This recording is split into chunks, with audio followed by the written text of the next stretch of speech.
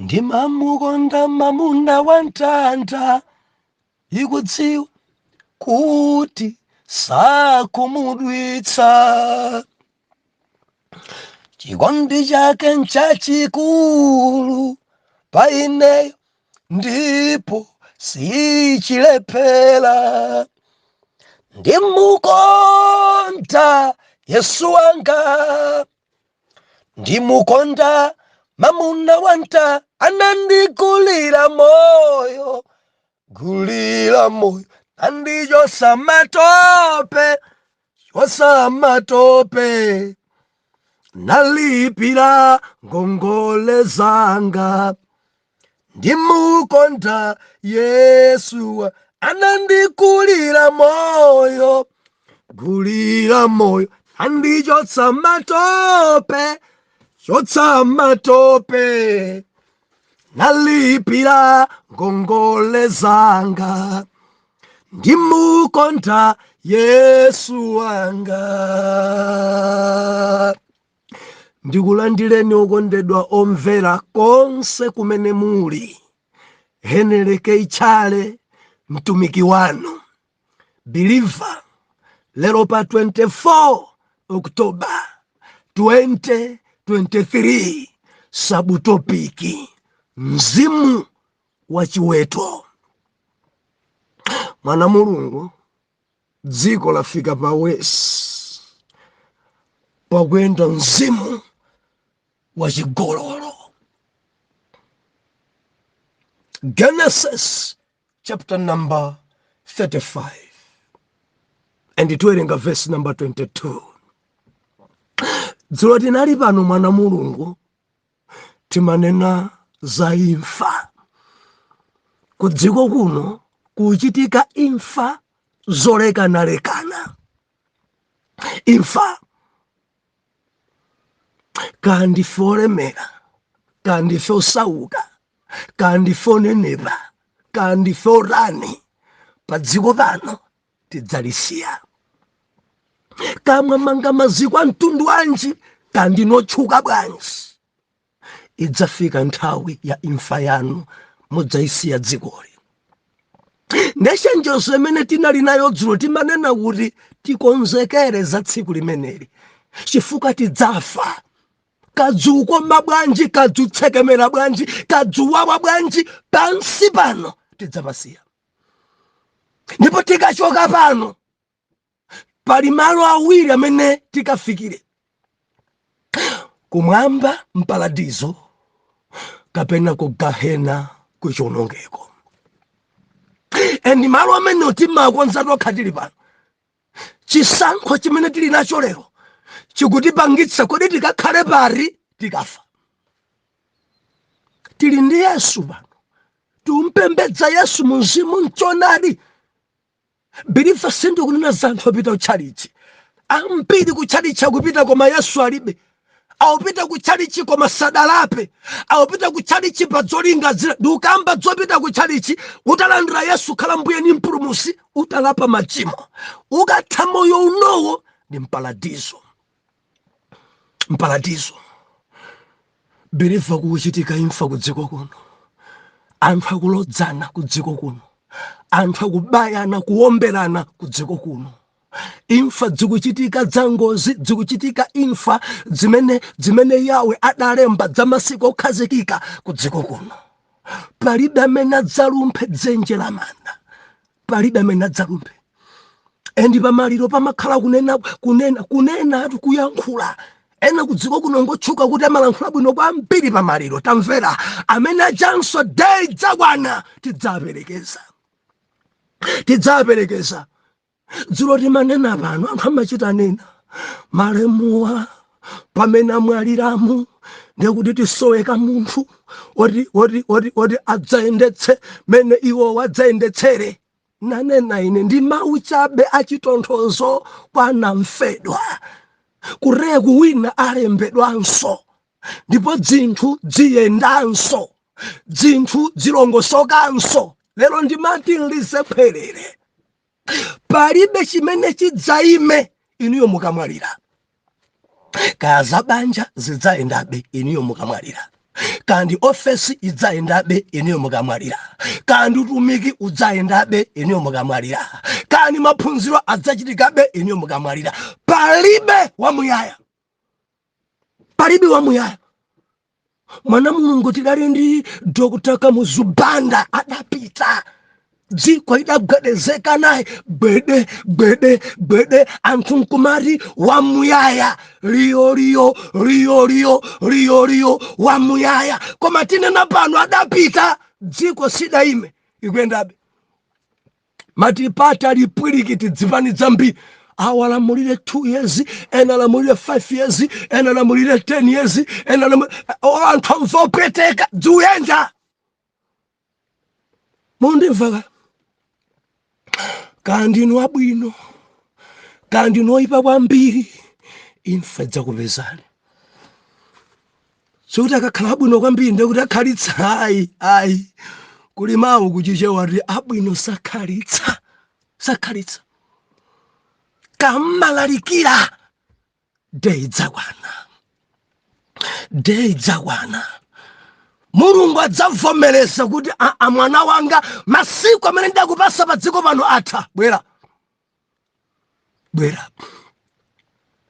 bilifosa nditsutse kudali awame ku dziko kuno, mulaliki wotchuka odzozedwa, mulaliki amene kumwamba nkangwirisa ntchito pano kulibe ku dziko la Malawi adamwalira. Kureku inu mudzapita kamapemphera kwambiri, kandi inu intasesa muli mphiri eni musapemphera kuti lusala kudya kuti ndisadzafe ndi malemba simmawerenga eni mpaka ndaphira Ambuye ine ndisadzafe. Iya simapemphera choncho madzilenga kuti zimenezi. Moses adapita, Joshua adapita, Danieli adapita, Petro adapita, Yohani adapita, Paulo adapita. Sukuti ngochimwa, masiku adakwana, ali ku ulemerero, masiku adakwana, ali ndi Yawe, masiku adakwana. Sukuti adalodzedwa kapena adachimwa. Ayi, dziko langa simamvesa zinthu. Akangofa mbusa malera amene uja amaoneka, amaoza dalo wochimwa nkaliposisa adakuzani ndani kuti munthu akamwalira dalo wochimwa. Ankaoneka kupemphera kwake kuja meloja afadi adalo wochimwa. Ena mukutenga nadzo nsochimwa. Nthawi ikakwana pansi pano tidzapaleka, kati lodzedwa, kati wombera, kati baya, kati chita chani, koma imfa ilipo.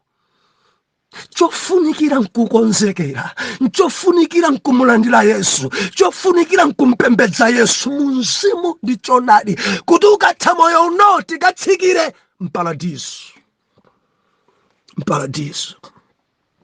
Chimenechi ndi chofunikira. Ndibwereze kunena kuti imfa yanu palibe chimene chidzaime, palibe gurupu imene idzaime chifukwa choti mwamwalira. Kulibe. Palibe minister imene idzaime chifukwa choti basi bishop amwalira. Palibe. Mudziwa ena mabishop akalekale amene azungu nkachoka mdziko muno kwasira iwo adafika podzimva matukutuku kuti ine likangoti ndafande kuti basi mpingo watha. Lero udatha. Makamaka mipingo ikulu imene ili Malawi muno, mipingo yodziwika. Believers do nanyoza mpingo wina, koma chonadi chake nchimene kuti kuli mipingo ikulu ku dziko kuno. Azungu adasira utumiki. Mabishop anthu imeneyo nkumadzimva kuti ine ndikafa ndikuti zonse zasokonekera. Believer amvera utumiko ukwendabe mpaka napano, chilichonse chikwendabe mpaka napano. Imfa ikachitika kwa munthu mmodzi sikuti dzimayima. Ngakhala manena pamaliro tidzampeza kuti ngati amene tidzampe mawu ongoronthoza chabe anamalira, koma apezeka ali pakampani pomwepo, apezeka ena ophunzira, apezeka ena adzapitiriza ntchito.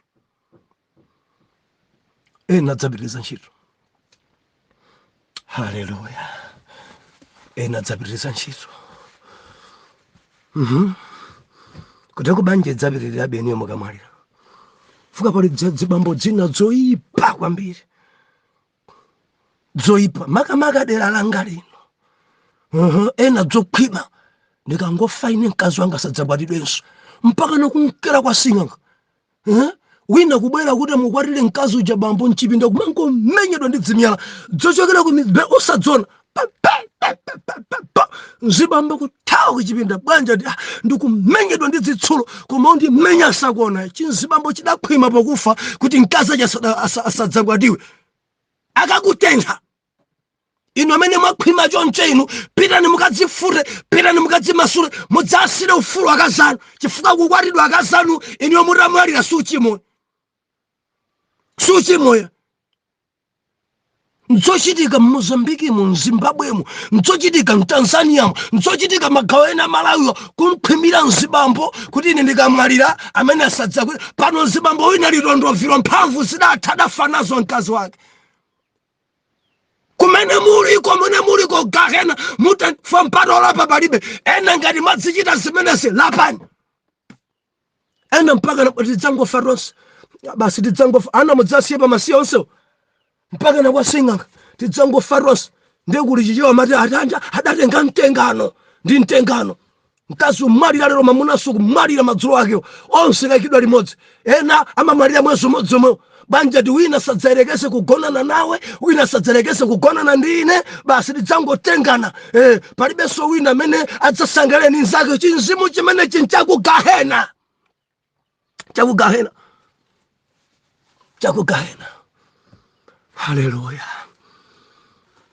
haleluya ndikudziwa ine kuti pali azimayi ena olimba mtima okhazikika amene adapanga chisankho kuti amunanga adamwalira ine sindidzakwatiwanso ambuye alemekezeke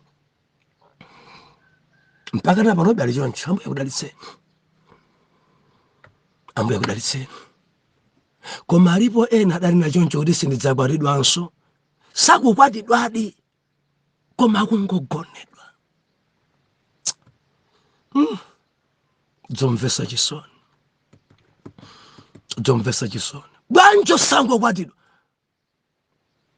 bwanjo sango pesa banja ambuye akudalitseni inu amene okondedwa wanu atapita munakwatiwanso Paulo akuti mpabwino kukwatidwa koposa kutentha mtima ambuye akudalitseni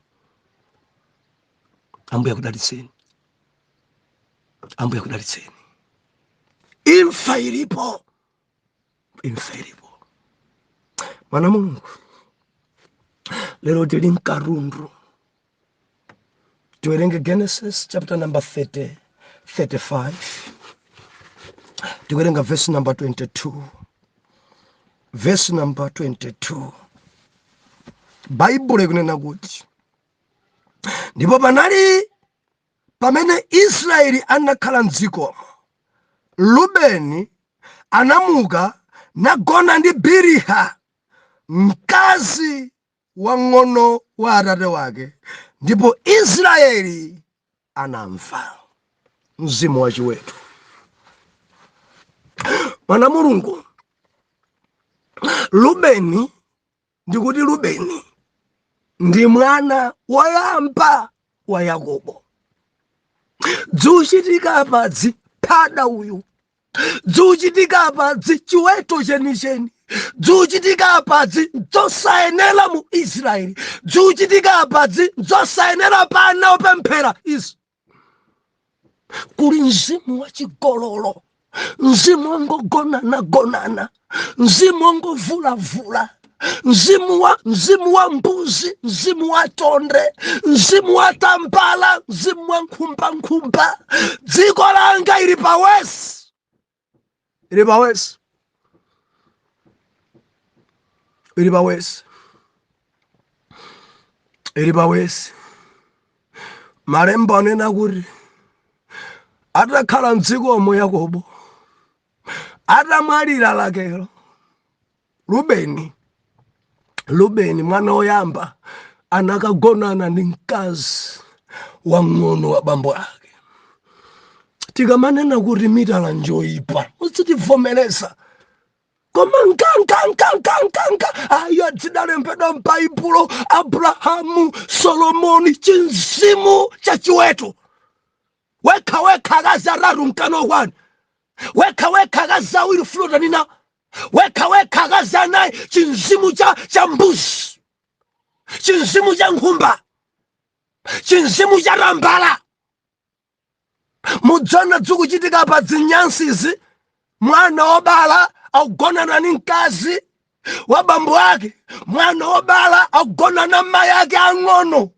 Bambowa akugona nyumba iyo naye Rubeni akuti madala akazachuluka ndikuthandizani ndikalowaso nyumba ija. Endipiri adavomereza kugonana ndi Rubeni, adavomereza kugonana ndi mwana wa mkazi nzake banja lawo limodzi. Mwana wa Yakobo akugonana ndi mayi ake ang'ono. Nyansi zoyipa zochitisa manyazi pa fuko yoyera mtima. Rubeni akuchita zinthu zosakoma. Rubeni akuchita zinthu zoyipa. Rubeni akuchita zinthu onga mbuzi.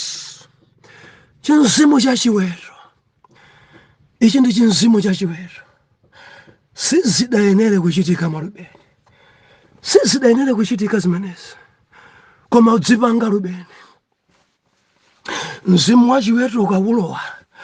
Mzimu ukakulowa. Maso ako akangona mzimayi aliyense. Mtima wako umagunda kuti ugonane naye. Ndipo sumadzipasole kudziko kuno kuli azibambo osadzilemekeza. Azibambo amene mzimu wa chiweto udagwira. Mzimu wa tonde udagwira. Mzimu wa rambala wa chifisifisi udagwira. Dere sakhazikika alibenso chidwi amangogonana ndi aliyense. Biriva undivomereza anthu akugonana pa chisuweni. Banja lyakulu achagonana ni mwana wa sister wawo. Mayi awo bambo awo mmodzi. Mwana wa sister wake mpaka ndakugonana naye. Dziko lafika pawesi lero. Anthu akuyenda nsalu mmanja. Anthu akuyenda mathalauza mmanja. Endi zogonana zidzafika pawesi. Palibenso kuti awa ndi achemwali. Anthu ongogonana. Bora ni dzilako lako dzapeza chinzimu cha chiweto. Mbuzi mudzapeze kugonana ni mwana wake mbuzi. Ndipo kumbuziko palibepo cha chilendo. Ndipo satsutsikaso.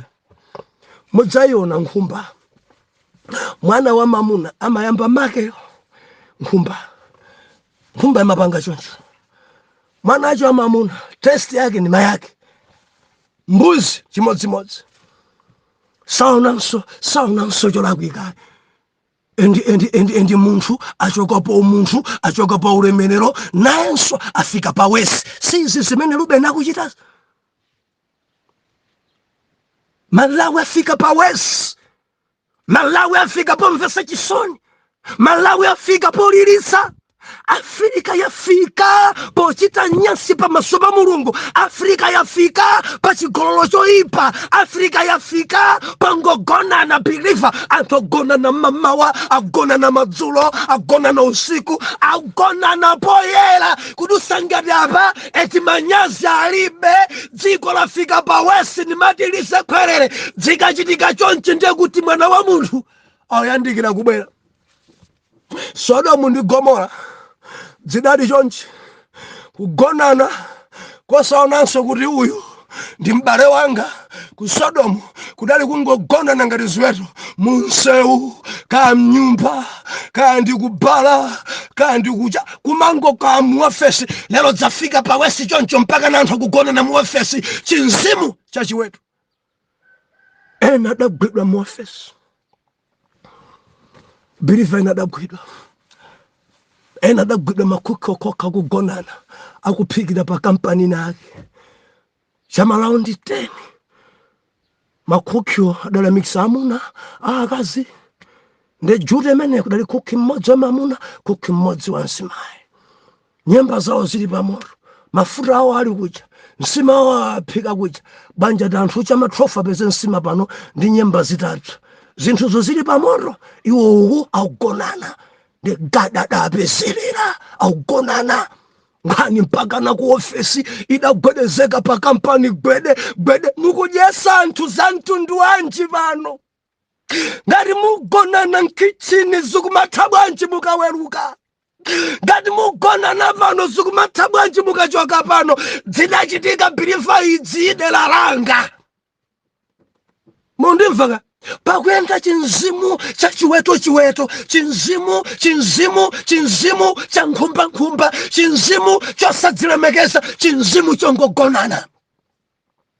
Lero kuchali chibwa azimayi wavala bwino koma akungogonana endi pano ndedzafika pawesi anthu sakuonanso ngati chimo ati thupi yangayi yondivuta, thupi yangayi chilengedwe chandivuta, ndipeze wina ndipume moti sakuonanso ngati vuto mawa kukwera phiri koma kumagonana ndi mamuna wamwini. Mubwere mundipeze mwansanga chifukwa ndifuna ndipite ku phiri. Titamvani mubwere nthawi yabwino ndisadabwere phiri tikhale titathana. Mulungu amene mupita kampembedza mutathogonedwa imbwa mtundu wanji. Mulungu amene akakuonekerani konkode ndi akafika phiri ati ambuye andionetsa ine ndinena pano si ambuye. Akafika mphiri azunze anthu ndalandira vumbuluso ichoka kwa uyu amene achoka nyumba ni mamuna wa mwini. Vumbuluso yache nje Mulungu uriye amene kumulankhula kuti tiyeni tipange moti anthu mbapiri mwakuzunzana bwanja litose tipemphere chagada bwanja tonse tipemphere tikangana kumadzulo. Ndalandira vumbuluso imene bilivane nayi achoka pagonedwa mzimu wachiweto. Mzimu wachiweto akwaya mangu ugonana kwacho akwaya mistesi awo ugonana ndi kwa master discipline master kugonana so ndi chalere mangu ugonana zangu bwera chimpirikiti ngati kwaya ikulimba chifukwa cha kugonana. Mpingo kulimpa lero kula mpingo mangogona ndi aliyense endi mpingo akhazika bwanja tikumene kuja ndi fire palibe madandolo wonse zikutheka bilifa pakungogonana. Chikapezeka chipembedzo cholalikira kuti chigololo ndi chimo anthu ache amene akulowa ngochepa azitumike amene amayima kulalikira kuti tisiye kugonana samayitanidwa. Ndimati ndinene mtumiki nzanga sumalandira makalata bwerani kuno mudzatilalikira lini nsonkhano. Anthu amakudziwa umalalikira kuti chigololo ndi chimo, umalalikira kuti phada ayi onse olalikira choonadi samayitanidwa. Baibulo akunena kuti makamaka buku lija la Akorinto I mean Timotheo 2 Timotheo chapter number 4 kwambira verse number 2 kutsikana anautilalikira mawu chanopa nthawi yake tsutsa dzudzula chenjeza ndi kuleza mtima konse ndi chiphunzitso. Pakuti zafika nthawi yolamitsa anthu adzakana chiphunzitso cholamitsachi. Koma poyabwa mkulu adzadziyitanitsira adzadziunjikira okha aziphunzitsi monga mwadzilakolako zawo. Moti tili nthawi yonena kuti aphunzitsi amene aja abusa amene aja ine samandidalisa ya sangayitane dala akambiri sayitana chifukwa akambiri adzatsutsa chigololo. Mudzamva abusa amene aja meeting iri mwina nsonkhano azimayi bwanji ti ayitane agama abwere. Agama samatidalitsa ine sindimamva nawo amen. Dziko langa munthu akunena kuti agama samva nawo amen ni Khristu. Chikwavuta ndi chani pa agama? Mene agama Mulungu amagwirisira ntchito, mene akambiri Mulungu amagwirisira ntchito. Ena ndani kuli alapani Mulungu amagwirisira ntchito, ena ndi athezi, ena ndi ajuwado Mulungu amagwirisira ntchito, ena ndi anjanje Mulungu amagwirisira. Bilifa kula zitumiki ochuluka kwa mpiri amene yawo amagwirisira ntchito. Ndiye wina dzidzuka na kuti amene aja samandidalitsa. Ndi zonadi kuti akambiri sadalitsa. Mudzafika cha mzimu wachiwero umasankha aphunzitsi, mzimu wachiwero umasankha ministry, mzimu wachiwero umasankha kolowera, mzimu wachiwero akuti adzadziyitanira aphunzitsi monga mwa zilakolako zawo.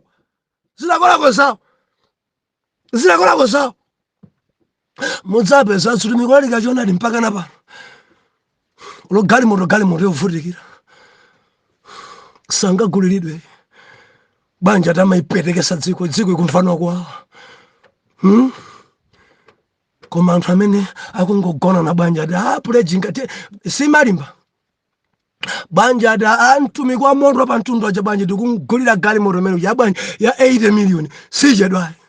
Koma mtumiki amene ali ndi mdzodzi kuti galimoto igulidwe ngakhale ya 10 million ikuvuta. Chifukwa ngochepa amene amapanga folo. Ngochepa dziko lakhazikika pakugonana, dziko lakhazikika pakuvula, dziko lakhazikika anthu sakuonanso kuti ndi uchimo, anthu akungogonana, asekretale ndi amayi amvano kugonana, azitumikirananso akugonana ndi mamembala, and idzafika pa CHIWETO cha CHIWETO. Rubeni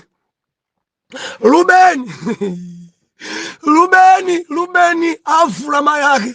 Rubeni sakumva kutsutsika. Rubeni agonana ndi Biliha. Rubeni akuchita nyansi. Ino amene muli ndi mitala panjabwino. Mitala njabwino. Mwana obala ali pa bedi yako. Iye mkulu adali nyumbayo mwina ndileya. Rubeni akuti okhe chabwino limbali mene ndikulowa mbali. Amuna mitala ka mundikonda kasimu ndikondabe ambuya alemekezeke. Tamverani akasana kugonedwa kwapsa mukakhala nyumbayo. Musaganize kuti anonse ndi anu. Alipo wina kukuthandizirani koma akazi asanena. Akazi aratu. Nyumba iwiki. Kuti udzabweranso nyumba iyi. Awudikirabe. Ati akazanga amagwirizana kwambiri, akazanga ngokhazikika kwambiri, akazanga dapangira mankhwala, akazanga uyu Biliha kugonana ndi Rubeni mwana wake. Ndemo kamati mitala njabwino. Ukachoka apa nzakwa kugonera kazi. Mitala njabwino. Adalemba kuti tiphunzire nzamavuto izi. Adalemba kuti tisapange nawo ndiphada. Adalemba kuti ife tidziyerese tisabwarire kazambiri. Mkazi mmodzi mamuna mmodzi monga mwa chiyambi cha chilengedwe. Izizi zimalemekeza Mulungu. Ndikunena ndi angati ndikunena nawo. Ali nyumba ni mamuna wa mwini. Adaba mamuna wa mwini. Mwini yake akulira mwini wake. Amunanga abwere apanda abwere. Ali baba. Wina mpamene kumsomsona. Wina kumpasa hagi. Iniyo musadzafe. Iniyo ni madalisika nanu. Akulira mwini banja. Kwa dzadza chinsimu chachigololo. Emwe uchalichi. Abira chachi urasiya mamuna wa mwina nyumba mwake. Akafiwa chachi maprogramu osa mpasaso. Niwo shibirida kuendesa programu ndiye. Yajizimai. Hallelujah. Tayo ya worship. Tayo alemekeza Mulungu. Titsegula mitima yathu kuti Mulungu atiyendere. Titsegula mitima yathu. Tilape. Titsegula Mulungu amadana ndi nyansi. Alesa pempere. Kena kwa Josura kaya Jesus. Uyankapansi mpaka na kwa epe. Ndinene pano. Kugbapo pemperedwa si mtoto. Kugbapo pemperedwa si deliverance. Ena magbani nzimu wa umuntu. Ena magbani bafuna kujonesa kula dzozedwa. Ena amagwa kutoneke kuti ngoyera. Ena amagwa polemekeza tumiki kuti ngodzodza. Ena amagwa pazifuka zawo kugwadala phi aonese nchafu ena rengeke. CHINZIMU cha CHIWETO. Ambuya tithandize kwambiri. Biliva kudziko kuno anthu akugonana. Akuchita nyansi. Mabanja angota. Asi ndikukufunani. Mtima kwanga kukulibi. Mafeelings anga paino adachoka. Sino kukufunani. Ndikuti ngati mafeelings adachoka pa amunache. Mafeelings acha makhala mphamvu kwa amunaeni.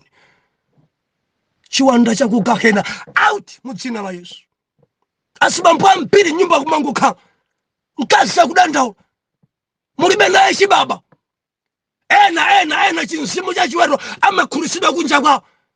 Asibambo akulu kumagonana ndi ana pa skulu. Asimayi akulu kumagonana ndi ana ting'ono. Amuna anu adamwalira bwanji osakwatidwa. Bwanji osapesa banja. Bwanji mukugonana ndi amuna eni. Bwanji mukugonana mtiwana. Amanena chonchaka mbiri. Kumangogonana mtiwana. Simungatiremekeze. CHINZIMU cha CHIWETO, CHINZIMU cha ronde. Kungochezera usiku wonse kalowana nduyo. Chitonde. Out. CHINZIMU cha CHIWETO, out. Tilemekeze mabanja athu. Osakhala ngati Rubeni, osakhala ngati Rubeni, osakhala ngati Biliha. Zona Biliha uvomereza gonana ndi mwana, Biliha ulola gonana nkamwana. Azimayi ombwambwanirako kumangogonana ndi tiwana. Mawu amondilondole arare kuli mzimu wa chiweto ku dziko kuno. Mulungu mutithandize musanabwere mzimayi uyu alape akungogonedwa ndi aliyense, akungosokoneza mabanja, akungosokoneza azimayi, kumangopereka zimimba. Mu dzina la Yesu chinzimu cha chiweto out. Oyera mtima tenkhe kuti amen and amen.